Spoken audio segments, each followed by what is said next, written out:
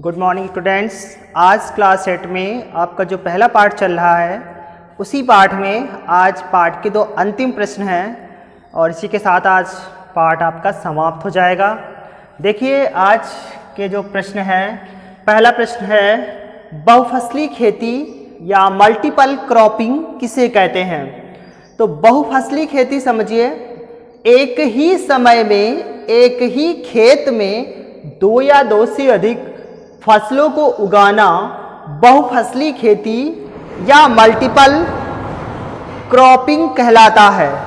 यानी समय भी एक हो और खेत भी एक ही हो, परंतु फसलों की जो संख्या है वो 1 से अधिक होनी चाहिए या 2 होनी चाहिए, 2 से भी अधिक होनी चाहिए। यानी 2 से भी अधिक हो सकती है फसलों की संख्या, तो उसे हम बहुफसली खेती, बहु से समझ में आ रहा है बहुत सी, और फसल माने फसल, यानी बहुत सी फसलों को बोना और वो भी एक ही समय में और एक ही खेत में।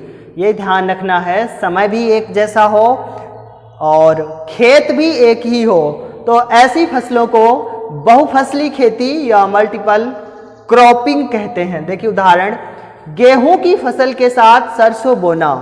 कुछ किसान भाई अपनी गेहूं में सरसों कुछ लाइनों में बो देते हैं, तो जिससे क्या होता है कि गेहूं के साथ साथ फसल सरसों की भी तैयार हो जाती है। पकने पर सरसों को अलग कर लेते हैं और गेहूं को अलग काट लेते हैं। इसी प्रकार गन्ने की फसल के साथ उड़द या मूंग की फसल को बोना। गन्ने के खेत में गन्ने के जो पेड़ होते हैं वो बड़े होते हैं, मूंग और उड़द उसके नीचे बो दी जाती है, जिससे क्या होता है गन्ने की फसल के साथ मूंग और उड़द की फसल भी तैयार हो जाती है। और सबसे अच्छा एग्जाम्पल्स है आलू के साथ सौंफ को बोना। लगभग दोनों का समय जो होता है वो एक ही होता है, तो जिससे क्या होता है कि एक ही समय और एक ही खेत में आलू की फसल के साथ सौंफ की फसल भी तैयार हो जाती है। तो ये था आपका मल्टीपल क्रॉपिंग यानी बहुफसली खेती। इसके बाद आज की वीडियो का दूसरा प्रश्न, फसल किसे कहते हैं, नहीं फसल चक्र किसे कहते हैं। तो फसल चक्र देखिए क्या होता है, एक ही खेत में लगातार कई वर्षों तक फसलों के बोने के क्रम, फसलों में सुधार क्या कहलाता है, फसल चक्र कहलाता है। देखिए खेत नहीं बदले जाते हैं, खेत तो एक जगह स्थिर होते हैं और एक ही खेत में कई वर्षों तक फसलों को अदल बदल कर बोया जाता है। यानी क्या होता है, जिससे अदल बदल कर बोने से फसलों की को अदल बदल बोने से फसलों में सुधार हो जाता है, फसलों की उत्पादन क्षमता बढ़ जाती है, तो इसे हम फसल चक्र कहते हैं। देखिए लिखा भी है एक ही खेत में, क्योंकि खेत आप बदल नहीं सकते हो परंतु फसलें बदल सकते हो। जैसे इस बार गेहूं की फसल बोई है तो अगली बार आलू की फसल बोली, आलू की फसल के बाद चने की फसल बोली, इसे फसल चक्र ही कहते हैं। तो एक ही खेत में लगातार कई वर्षों तक फसलों के बोने के क्रम, फसलों में सुधार फसल चक्र कहलाता है।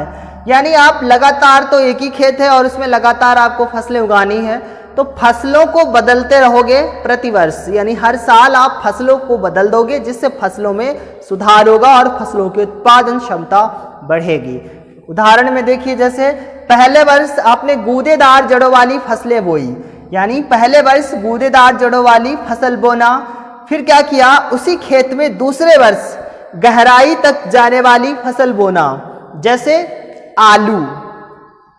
यानी उसके बाद फिर तीसरे वर्ष क्या किया, कम गहराई तक जड़े जाने वाली फसल बोना, जैसे जौ गेहूं। यानी पहले आलू बो लिया, आलू के बाद फिर जौ और गेहूं बो लिया। फिर क्या किया, चौथे वर्ष दलहनी फसलें बोना, जैसे चना, मटर, अरहर, इस प्रकार की फसलें आपने जो है चौथे वर्ष बोलिए। तो क्या हो गया, ये 4 वर्ष का फसल चक्र तैयार हो गया। यानी इस प्रकार 4 वर्ष हमने एक ही खेत में 4 अलग अलग प्रकार की फसलों को बोया। तो ये 4 अलग अलग प्रकार की फसलों को बोना ही क्या कहलाया, फसल चक्र। यानी 4 फसलों को अलग अलग बोना ही फसल चक्र कहलाया। ठीक है, तो इसी के साथ आज का हमारा वीडियो समाप्त होता है। बहुफसली खेती और फसल चक्र दोनों को ही अपने फेयर कॉपी पे फेयर करना और लर्न भी करना, क्योंकि इसी के साथ आपका पहला लेसन जो है वो समाप्त हो जाता है।